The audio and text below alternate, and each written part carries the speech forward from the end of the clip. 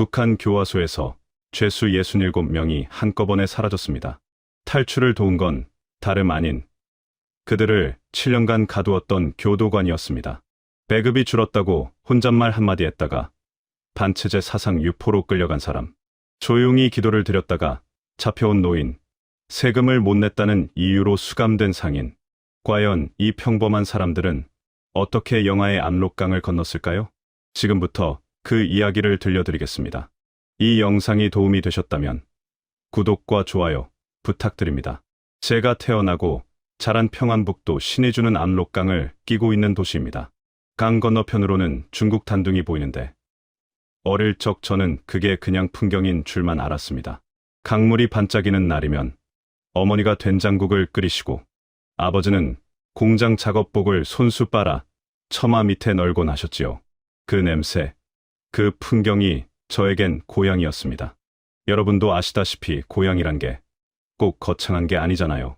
아침에 눈 뜨면 들리는 어머니 목소리, 마당에서 피어오르는 밥 짓는 연기, 그런 것들이 고향이지요. 저는 22살에 신의주 제1기계공장에 배치받았습니다. 국가에서 정해준 일자리였으니 군말 없이 나갔지요. 아침 7시에 출근해서 저녁 6시에 퇴근하는 생활, 그게 전부였습니다. 월급은 북한 돈으로 몇천 원 남짓이었는데 그걸로는 쌀 한 포대도 못 샀습니다. 배급이 나올 때는 그나마 버텼지만 제가 30대에 접어들면서부터는 배급이 점점 줄더니 나중엔 거의 끊겨버렸습니다. 그때부터 장마당을 기웃거리기 시작했지요. 장마당이라고 하면 여러분한테는 낯선 말일 텐데 우리로 치면 재래시장 같은 곳입니다. 국가 배급이 안 되니까 사람들이 알아서 물건을 사고 파는 곳이지요. 거기서 쌀도 사고 옥수수도 사고 반찬거리도 구했습니다. 아내 순이를 만난 것도 그 무렵이었습니다. 장마당에서 두부를 팔던 아가씨였는데 웃음이 참 환했습니다.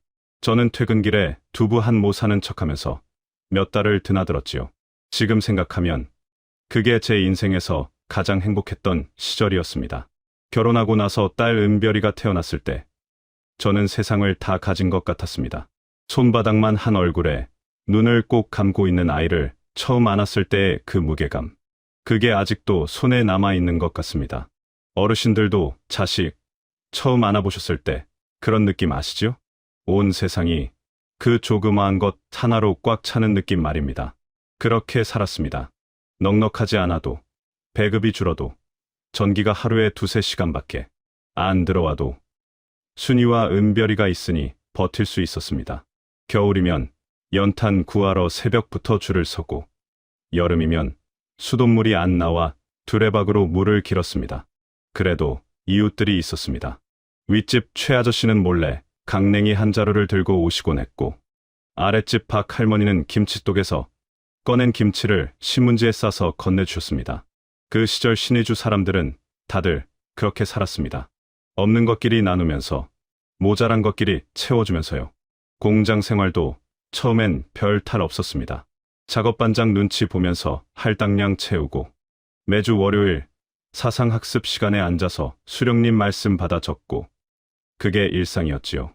사상학습이라는 게 쉽게 말하면 당에서 하는 말을 외우고 따르는 교육인데 그게 이상하다고 생각해 본 적이 없었습니다. 태어날 때부터 그랬으니까요. 학교 다닐 때부터 위대한 수령님, 경애하는 장군님 말씀이 곧 진리라고 배웠고 그렇게 알고 살았습니다. 지금 생각하면 참 무섭지요. 의심 자체를 못 하도록 만들어 놓은 겁니다. 마치 옆에서 누군가가 항상 들여다보고 있는 것처럼 말 한마디, 행동 하나도 조심하면서 살았습니다. 그런데 30대 중반에 접어들면서부터 이상한 일들이 하나씩 눈에 들어오기 시작했습니다.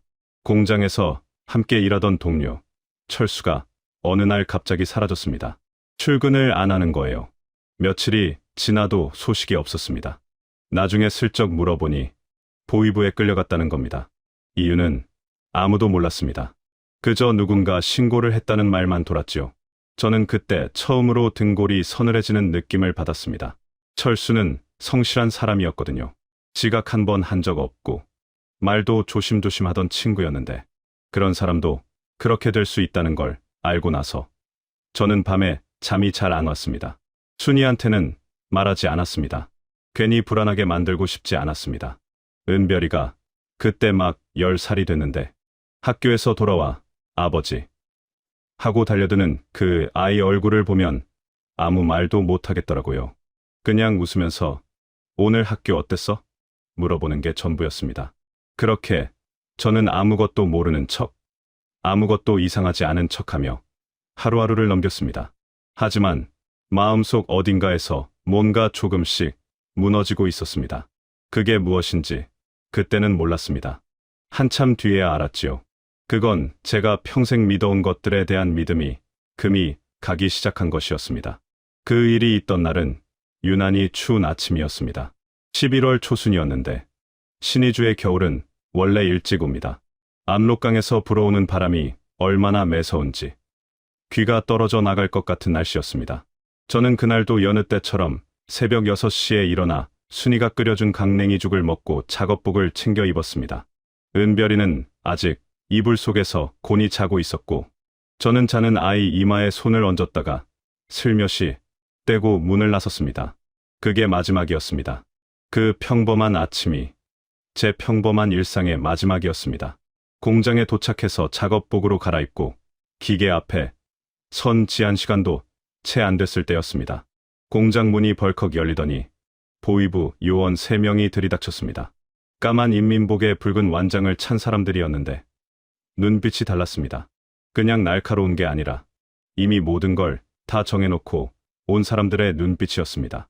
작업반장이 뭐라 하는데 그 사람들은 쳐다보지도 않고 곧장 저한테 왔습니다. 리동철, 너 맞지? 제 이름을 불렀습니다. 저는 그 순간 아무 말도 못했습니다. 다리에 힘이 쭉 빠지면서 기계를 잡았던 손이 떨렸습니다. 도망치려는 게 아니었습니다. 그냥 몸이 멋대로 그렇게 됐습니다. 반체제 사상유포 혐의로 동행해야겠다. 그 말이 귓속에서 윙윙 울렸습니다. 반체제 사상유포라니요. 저는 그런 말을 입에 담아본 적도 없었습니다. 수령님 욕을 한 적도 없고 남조선 라디오를 들은 적도 없고 삐라를 돌린 적도 없었습니다. 그냥 공장 다니고 집에 오고 장마당에서 반찬 사고 딸아이 숙제 봐주던 사람이었습니다. 저는 떨리는 목소리로 저는 아무것도 안 했습니다라고 했지만 그들은 이미 등을 떠밀고 있었습니다. 동료들 눈이 저한테 쏠렸습니다. 아무도 말하지 않았습니다. 다들 고개를 숙이고 기계만 봤습니다. 그 모습이 지금도 눈에 밟힙니다. 나중에야 알았습니다. 같은 작업반 동료 한 명이 저를 신고했다는 것을. 제가 어느 날 점심시간에 배급이 왜 이렇게 줄었는지 모르겠다고 혼잣말처럼 중얼거린 게 빌미가 됐다고 하더군요. 그게 전부였습니다. 배급이 줄어서 배가 고프다는 말 한마디가 반체제 사상 유포가 된 겁니다. 어르신들, 이게 말이 됩니까? 배가 고프다고 한 게 죄가 되는 나라가 있다는 게 지금 여기서 들으시면 믿기지 않으시겠지만 그게 북한의 현실이었습니다. 6.25 때 피안 다니시던 어르신들도 배고프다고 잡혀가진 않으셨잖아요. 그런데 거기선 달랐습니다. 신의주 교화소에 끌려간 첫날 밤을 저는 평생 잊지 못할 겁니다. 차가운 시멘트 바닥에 볏짚 몇 올 깔아놓은 게 잠자리였습니다. 담요는 없었습니다. 같은 방에 12명이 있었는데 저처럼 황당한 표정으로 앉아있는 사람이 있는가 하면 이미 몇 달째 있었는지 눈이 텅 빈 사람도 있었습니다. 한 구석에 쭈그리고 앉은 할아버지가 보였습니다. 나이가 70은 됐을 것 같은 분이었는데 나중에 들으니 예배를 드렸다는 이유로 끌려오셨다고 했습니다. 예배요. 조용히 기도를 드렸다는 이유로 그 나이에 교화소 바닥에 앉아 계신 겁니다. 저는 그 할아버지 얼굴을 보면서 처음으로 눈물이 났습니다. 억울해서가 아니었습니다. 무서워서도 아니었습니다. 이게 뭔가 잘못됐다는 게 그냥 뼈저리게 느껴졌기 때문입니다. 밥은 하루 2번 나왔습니다. 옥수수 가루를 물에 푼 걸 뭉친 건데 주먹 반만 한 크기였습니다. 그걸 받아들고 처음엔 먹지 못했습니다. 집에서 순이가 끓여주던 된장국 생각이 나서요. 은별이가 밥 먹다가 아버지, 이거 먹어 하고 자기 반찬을 건네주던 생각이 나서요. 그런데 이틀이 지나니까 먹게 되더라고요. 배가 고프면 체면이고 뭐고 없어집니다. 살아남으려면 먹어야 했습니다. 그렇게 첫 번째 자존심이 무너졌습니다. 강제 노동은 이튿날부터 시작됐습니다. 새벽 5시에 기상해서 탄광 막장 일을 시켰습니다. 곡괭이를 들고 좁은 갱도 속으로 들어가는데 허리도 못 펼 만큼 낮은 곳이었습니다. 먼지가 폐 속으로 들어오는 게 느껴졌습니다. 한 달쯤 지났을 때 같은 방 동료 하나가 갱도에서 쓰러졌습니다. 영양실조였습니다. 들것에 실려나갔는데 다시 돌아오지 않았습니다. 우리끼리 눈빛만 교환했습니다. 말하지 않아도 알았습니다. 그 사이 저 안에서 뭔가가 단단하게 굳어지고 있었습니다. 억울함이 분노가 되고 분노가 살아야겠다는 독한 마음이 되어가고 있었습니다. 이 나라는 우리를 사람으로 보지 않는다. 그 생각이 처음으로 아주 또렷하게 들었습니다. 교화소에서 시간이 흐르는 방식은 바깥과 달랐습니다. 날짜가 쌓이는 게 아니라 그냥 흘러가는 것 같았습니다. 월요일인지 목요일인지 구분이 없었습니다. 새벽에 일어나 탄광에 가고 저녁에 돌아와 주먹밥 받아 먹고 시멘트 바닥에 누워 잠드는 것이 하루의 전부였습니다. 몸은 점점 가벼워졌습니다. 살이 빠지는 게 아니라 소모되는 느낌이었습니다. 손가락 마디가 터지고 발톱이 빠지고 기침이 멈추지 않았습니다. 그래도 아침이 되면 일어나야 했습니다. 일어나지 못하면 어떻게 되는지는 이미 봤으니까요. 그 현실 속에서 저는 그냥 하루하루를 버텼습니다. 버틴다는 말도 사실 사치였습니다. 그냥 쓰러지지 않으려고 했다는 게 맞겠지요. 최 반장을 처음 본 건 수감된 지 2달쯤 됐을 때였습니다. 우리 구역 담당 교도관이 바뀌면서 온 사람이었는데 첫인상이 특이했습니다. 교도관들은 보통 들어오자마자 기세를 잡으려고 소리부터 지르거든요. 그런데 최 반장은 그러지 않았습니다. 조용히 방을 한 바퀴 둘러보고 나갔습니다. 눈빛이 다른 교도관들과 달랐습니다. 날카롭지 않았습니다. 뭔가를 오랫동안 참아온 사람의 눈빛이었습니다. 저는 그때 별 생각이 없었습니다. 어차피 교도관은 교도관이니까요. 우리를 가두는 사람들이니까요. 그런데 며칠이 지나면서 이상한 일이 생겼습니다. 어느 날 탄광 작업을 마치고 돌아오는 길에 제가 발을 헛디뎌 넘어졌습니다. 무릎이 바위에 부딪혀 피가 났는데 경비원들은 그냥 일어나라고 소리를 질렀습니다. 그때 최 반장이 지나가다가 멈췄습니다. 그리고 아무 말 없이 자기 주머니에서 낡은 손수건을 꺼내 제 무릎에 댔습니다. 딱 그것뿐이었습니다. 아무 말도 안 했습니다. 다른 경비원들이 보면 안 되니까 빠르게 했습니다. 저는 그 손수건을 받아들고 말을 못했습니다. 거기서 그런 일이 생길 거라고는 상상도 못했으니까요. 작은 일이었습니다. 그러나 그게 제 마음의 구멍을 하나 뚫었습니다.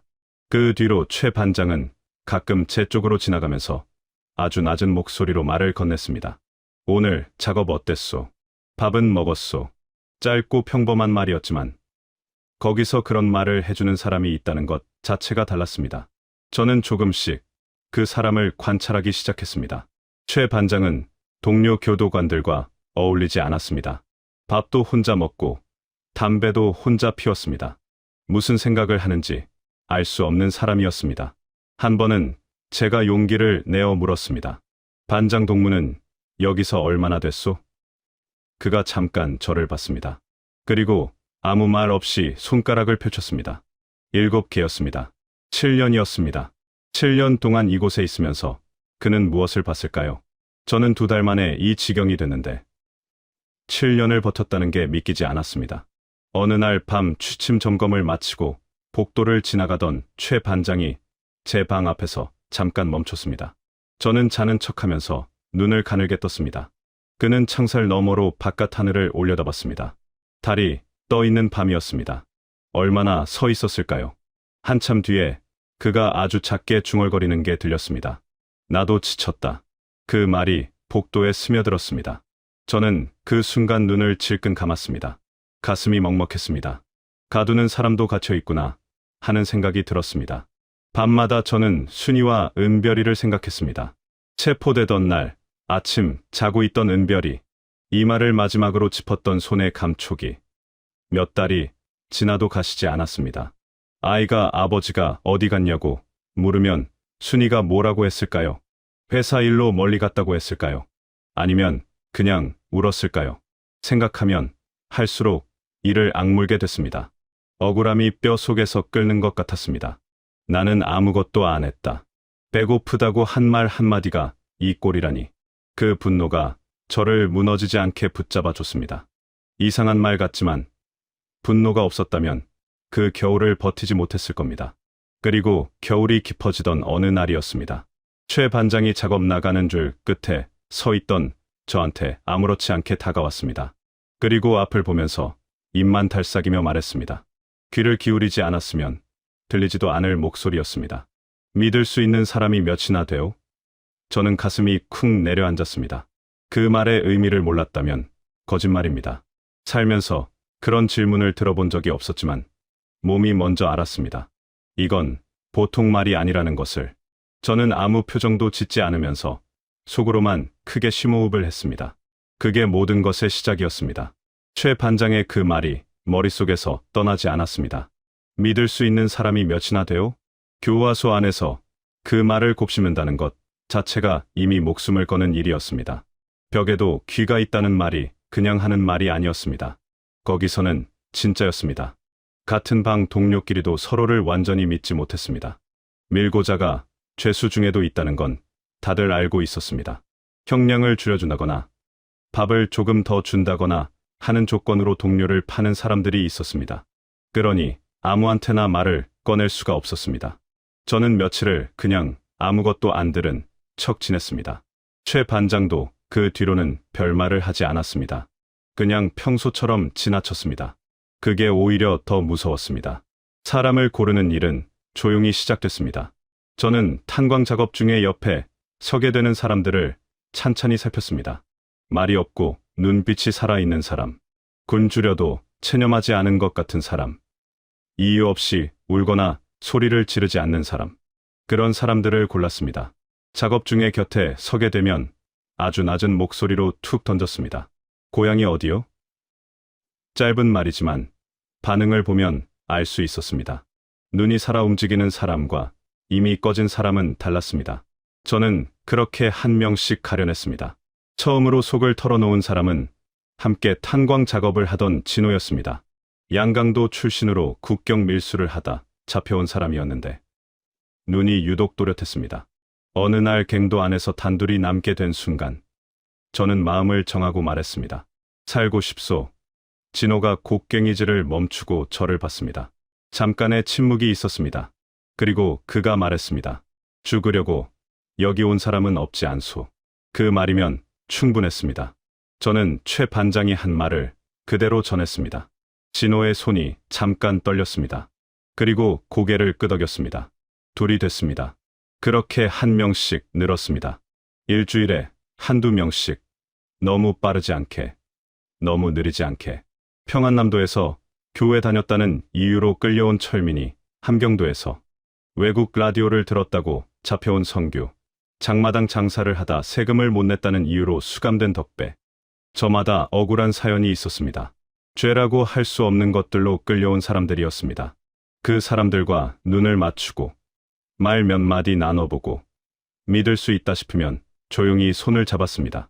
손을 잡는다고 다 되는 건 아니었지만 그 순간 서로 눈빛이 달라지는 게 느껴졌습니다.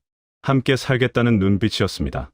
최 반장과 다시 제대로 이야기를 나눈 건 그로부터 한 달 뒤였습니다.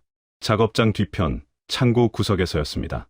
최 반장이 담배 한 개비를 피우는 척하면서 말했습니다. 압록강이었습니다.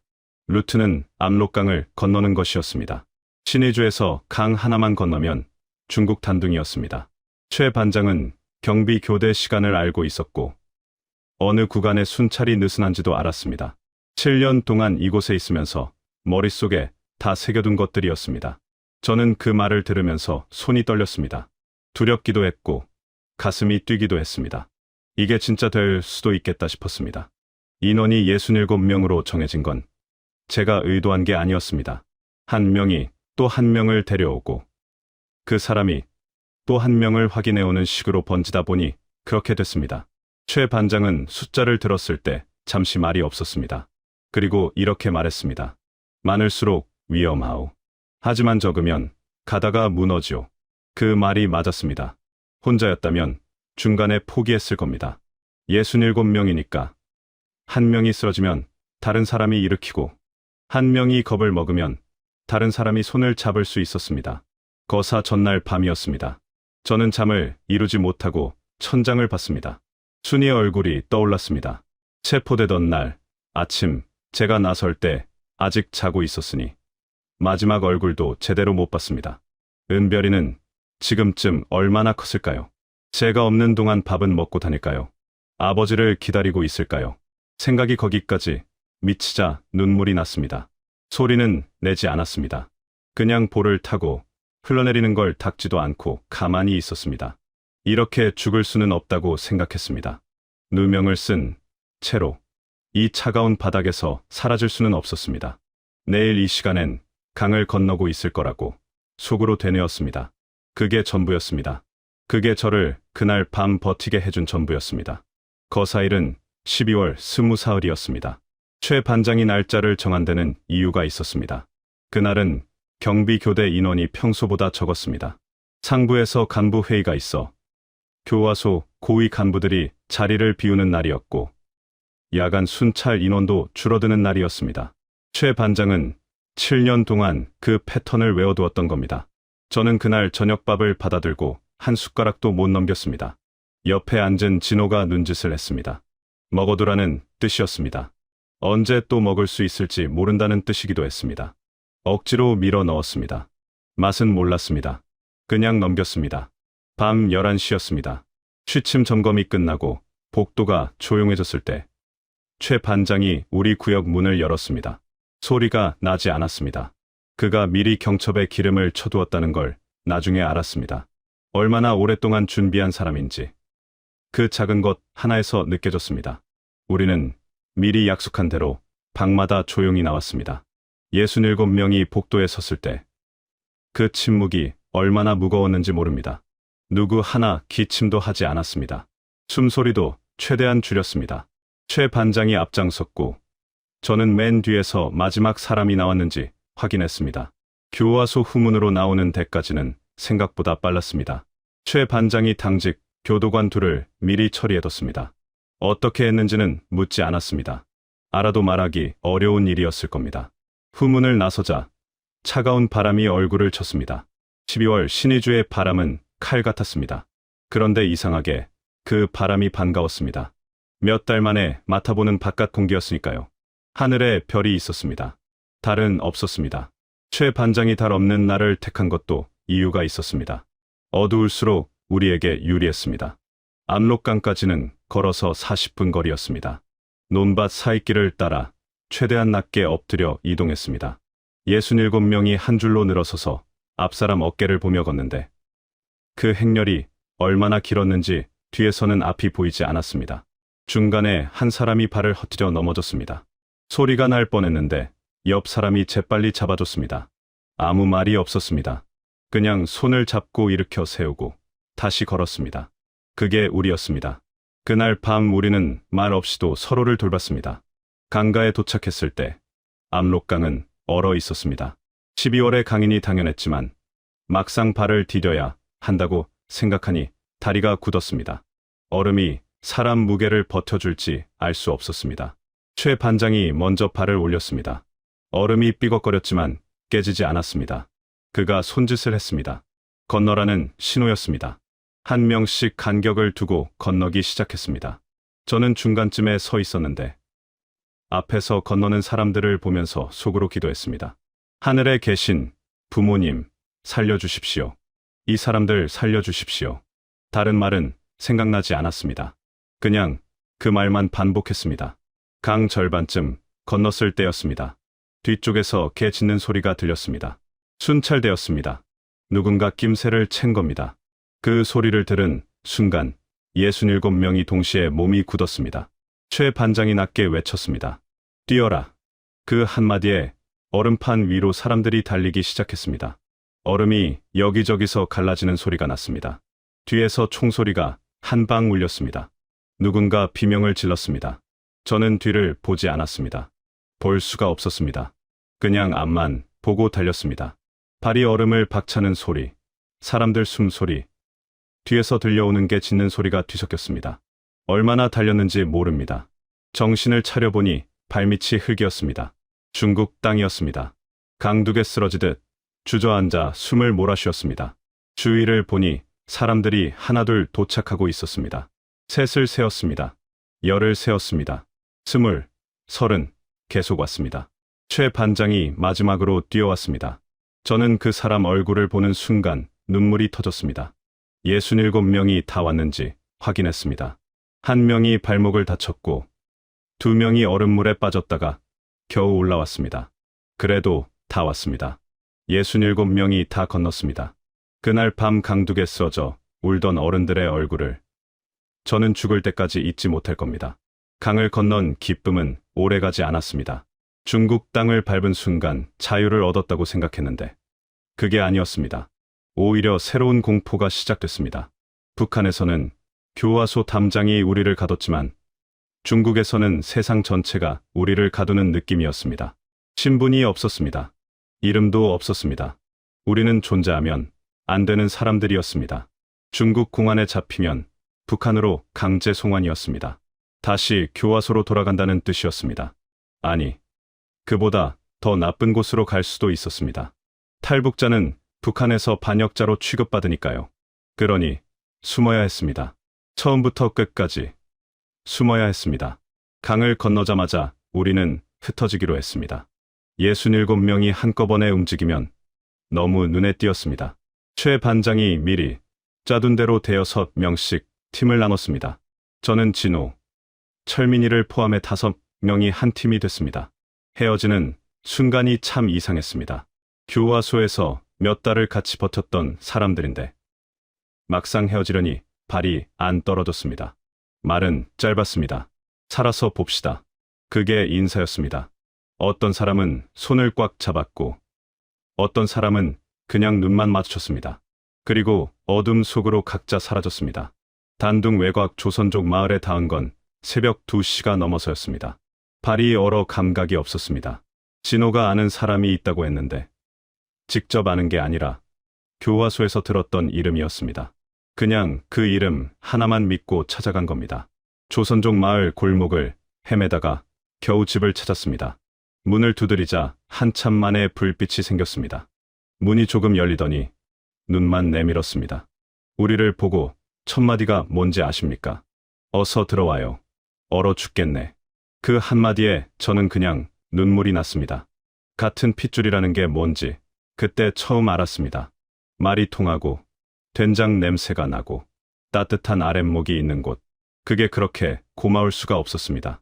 우리를 받아준 분은 70대 조선족 할머니였습니다. 연변에서 살다가 단둥으로 이사 왔다고 하셨는데 혼자 사시는 분이었습니다. 할머니는 아무것도 묻지 않으셨습니다.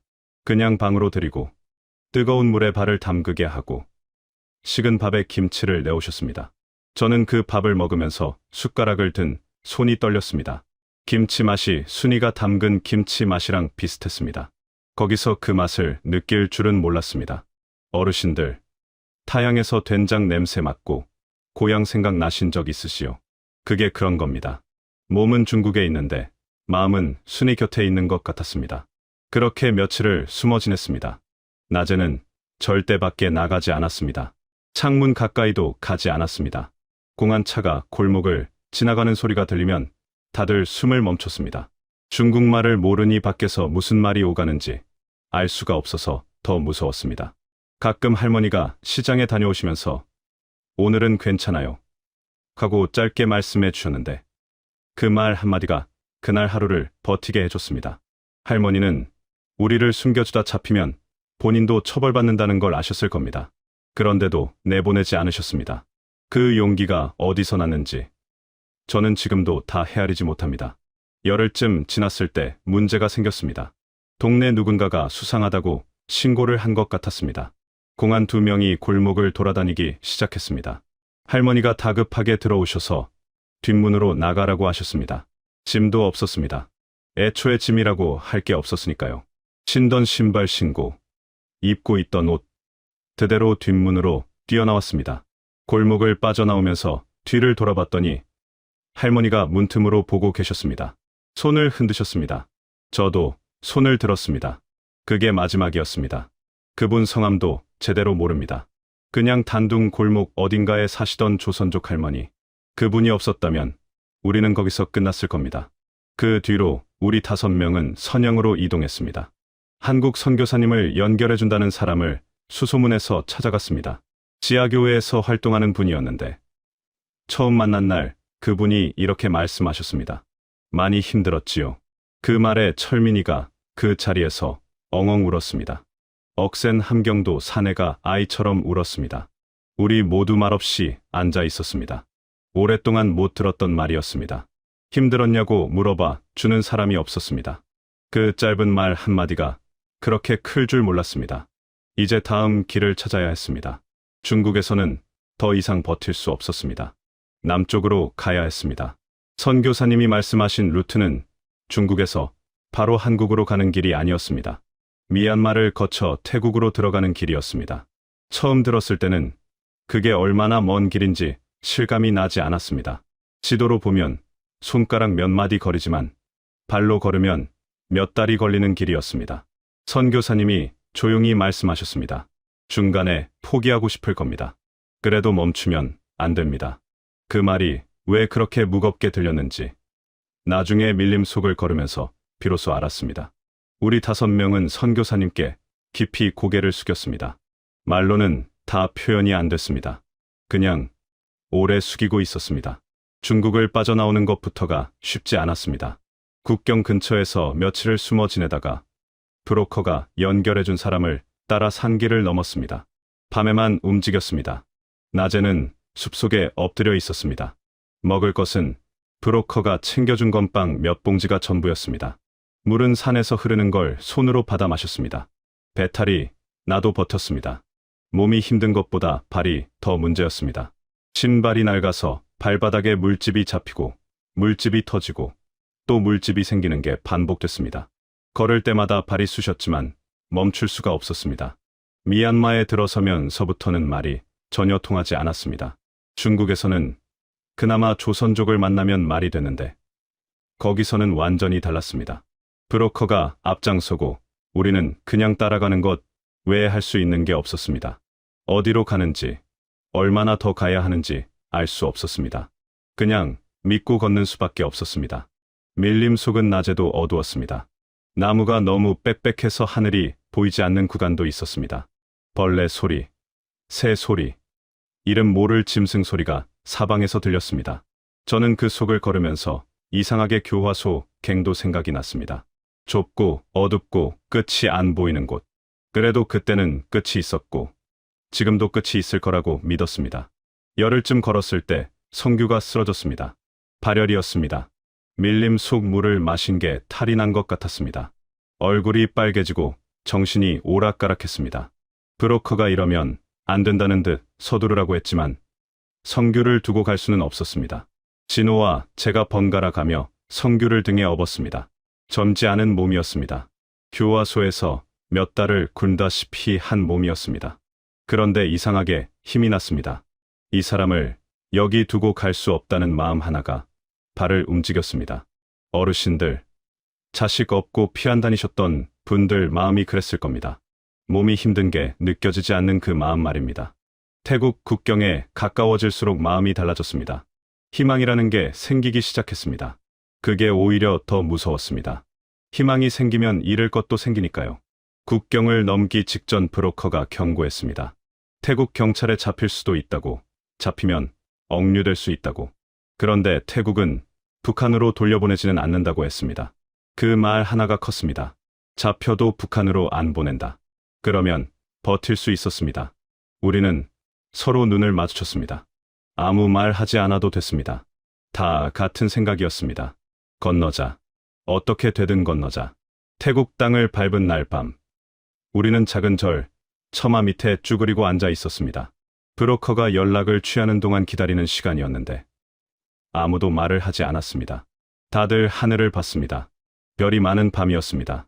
저는 그 별들을 보면서 순히 생각을 했습니다. 지금 신의주에서 같은 하늘을 보고 있을까? 은별이는 자고 있겠지.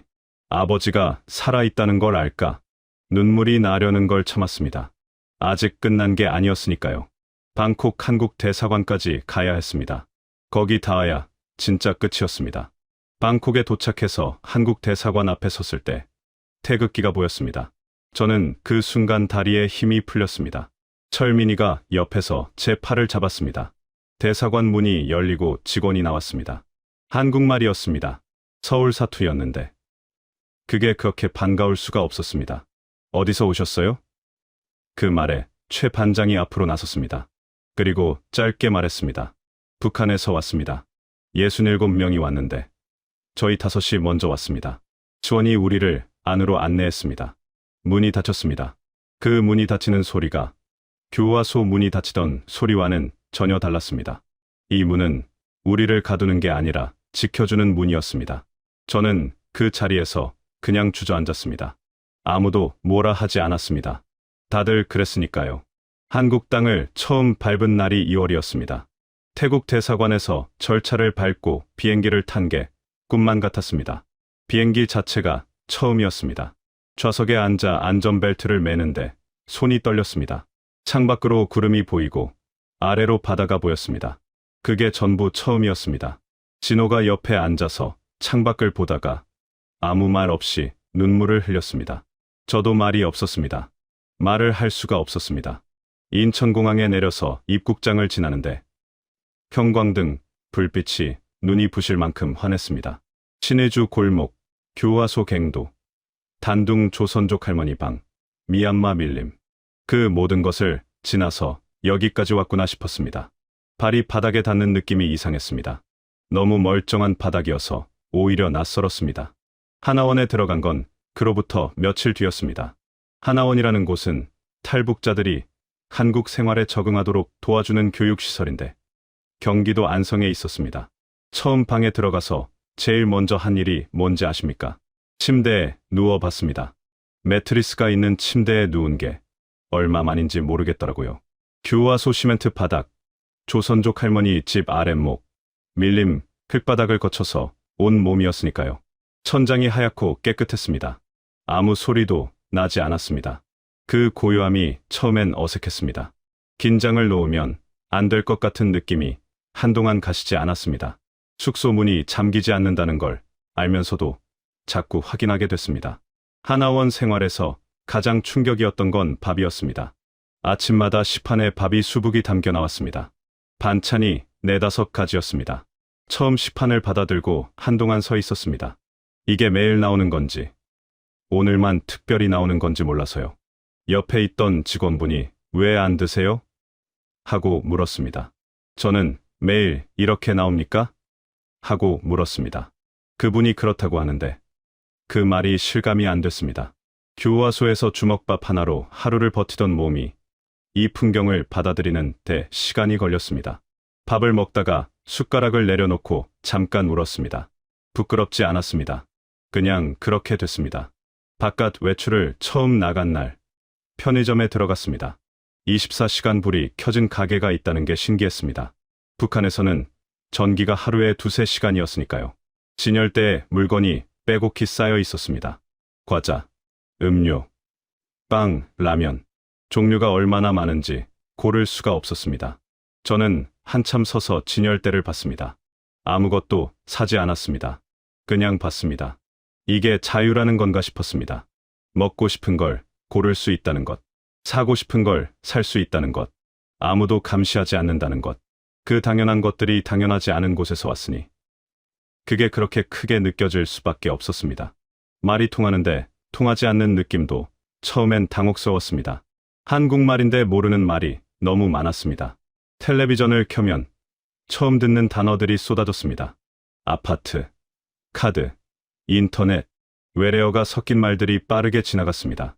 식당에서 메뉴판을 봐도 읽히는데 무슨 음식인지 모르는 것들이 있었습니다. 그래도 어르신들, 우리 같은 민족이라는 게 느껴지는 순간이 있었습니다. 하나원 선생님이 명절에 송편을 빚으면서 북에서도 추석에 송편 만드나요? 하고 물었을 때 저는 어머니가 소립 깔고 빚던 송편이 생각나서 한참 웃었습니다. 만드는 방법은 조금 달랐지만 솔 향기가 나는 건 똑같았습니다. 그런 것들이 그리움이 되기도 하고 위안이 되기도 했습니다. 정착을 시작하면서 가장 먼저 한 일은 순이와 은별이를 찾는 것이었습니다. 통일부에 이산가족 신청을 했습니다. 소식이 오기까지 얼마나 걸릴지 모른다고 했습니다. 어쩌면 평생 모를 수도 있다고도 했습니다. 그 말을 들었을 때 가슴이 내려앉았습니다. 제가 체포된 뒤 순이가 연좌제로 피해를 봤을 수도 있었습니다. 은별이가 아버지 없이 자랐을 겁니다. 그 생각을 하면 밥이 목에 걸렸습니다. 그래도 살아있을 거라고 믿었습니다. 믿는 것 외에 제가 할 수 있는 게 없었습니다. 지금도 그 믿음 하나로 하루하루를 삽니다. 최 반장은 하나원을 나온 뒤 경기도 어딘가에 정착했다고 들었습니다. 한 번은 전화가 왔습니다. 목소리가 달랐습니다.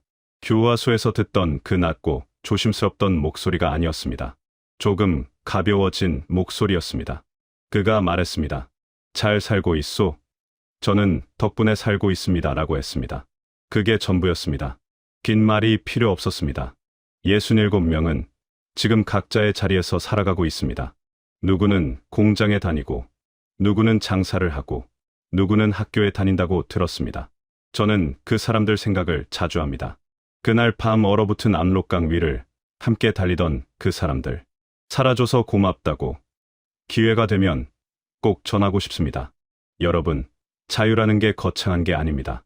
배고프면 먹을 수 있고, 자고 싶으면 잘 수 있고, 가고 싶은 곳에 갈 수 있는 것. 그게 자유입니다. 저는 그걸 너무 늦게 알았습니다. 북에 있는 2,500만 명이 그 당연한 것들을 누리는 날이 오기를 바랍니다. 통일이 되면 제일 먼저 신의주에 가고 싶습니다. 압록강 강가에 서서 건너편 단둥을 보고 싶습니다. 그리고 은별이 손을 잡고 그 강변을 걷고 싶습니다. 그날이 우리 세대에 오기를 간절히 바랍니다. 들어주셔서 감사합니다.